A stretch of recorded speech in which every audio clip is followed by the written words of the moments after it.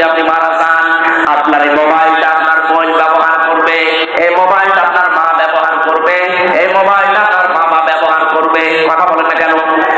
বলেন তো আপনার কি মনে হয় এই মোবাইলটা রেখে গেলে যার ভিতরে যে জিনিসটা এখানে দেখতে পাচ্ছি অনেকটা মনে হচ্ছে শিক কাবাব, কিন্তু এটা কিন্তু শিক কাবাব না, দেখতে একবারে শিক কাবাবের মতো মনে হচ্ছে। রাস্তার পাশ দিয়ে এলো পাতারি ভাবে খুব সুন্দরভাবে রাখা হয়েছে এই শিক কাবাব গুলো।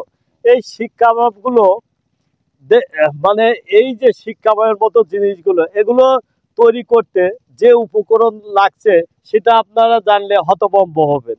খুব সুন্দর একটা জিনিস দিয়ে এই শিক কাবাব গুলো তৈরি করা হয়েছে।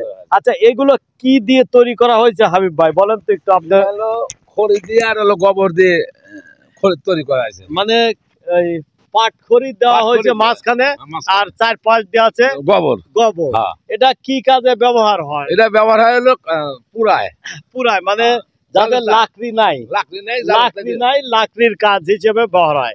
গ্রামগঞ্জে ব্যাপকভাবে ব্যবহার হচ্ছে এবং দেখা যায় যে ওই যে যারা মিষ্টি বানায় বা রেস্টুরেন্টগুলোতেও ব্যবহার করা যায়, তাই না? গোস্তও না দেয় তো, হ্যাঁ গোস্তও রাখা সম্ভব। এগুলো পরিবহনেও কিন্তু আরাম, ভ্যানে করে নিয়ে চলে যাওয়া। তাহলে এখানে শুধু এই জিনিসটা একটা কাজে ব্যবহার হয়, সেটা হলো জ্বালানি, অন্য কোনো কাজে না, জ্বালানি। আর এটা কিন্তু যদি এই গোবরটা মাটিতে দেওয়া যেত তাহলে কিন্তু জৈব সার হতো, আর এখানে এটা পুরা ছাই করা হচ্ছে। এই ছাইটাও যদি জমিতে দেওয়া যায় তাও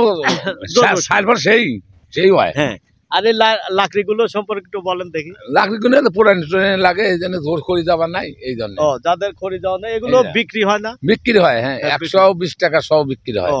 120 টাকা, তার মানে প্রতি পিস 1 টাকা 20 পয়সা। 1 টাকা 20 পয়সা, 150 টাকা, বড়গুলি 150 টাকা বিক্রি হয়। 150 টাকা। এটা খুব সহজেই গ্রামের মহিলারা খুব সহজেই তৈরি করতে পারে, তাই না?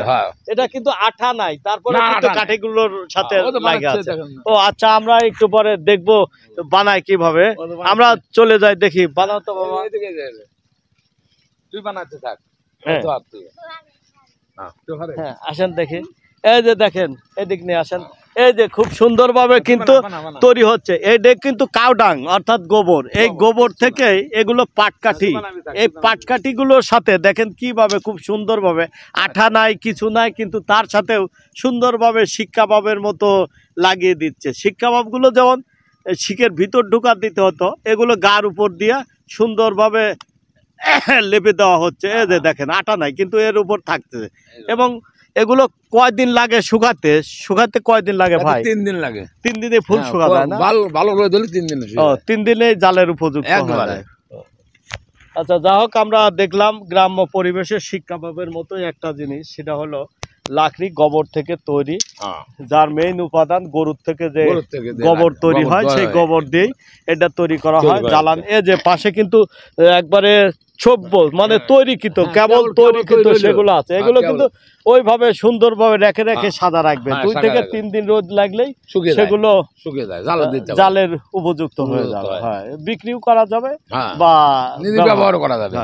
যাই হোক, ধন্যবাদ হাবিব ভাইকে তার সুন্দর এই জিনিসটা উপস্থাপনের জন্য।